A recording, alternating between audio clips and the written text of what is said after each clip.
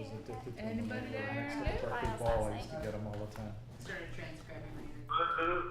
It takes you Who's on the phone? Corey. Corey? Bob. Bob? uh, Megan's not on yet? Okay. Let's go ahead and get started. It's crunch time. We're getting very close here, folks. A lot of amazing things are occurring, and I want to get a general update. The emphasis of today's conversation, I think, has to be about distribution to partners and the orderly flow of content.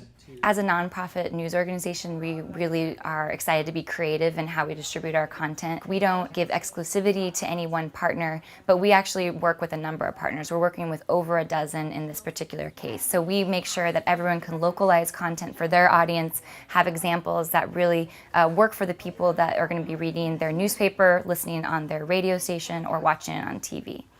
We also have a large number of interactive components. One of the ones we're really excited about is a mobile app that will allow people to pinpoint their location and see if they're near a fault line or a liquefaction zone. So this is something that we hope that people will use so that they're really more knowledgeable about where these fault lines are.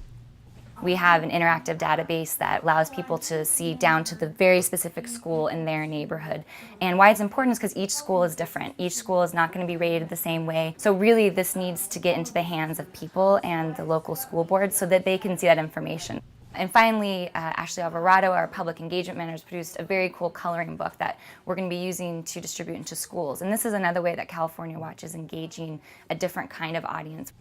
The more we thought about this story and what it means, and the fact that the people who are most affected by it may also be the least prepared, the children, we wanted to create a coloring book. We came up with an actual mascot that kind of reflects who we are and allows children an opportunity to learn about earthquakes, something that can be very scary, with a mascot I'd like to think is fun and playful.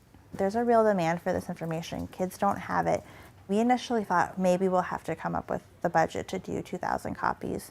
It's quickly grown, and we've already passed the 25,000 mark as far as reserved copies. That'll be going out to classrooms, to after-school programs in English, Vietnamese, Spanish, traditional Chinese, and simplified Chinese across the state.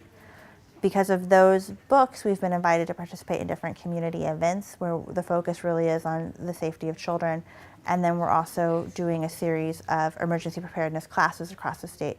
So we're going into communities that most likely don't come to our website on a daily basis.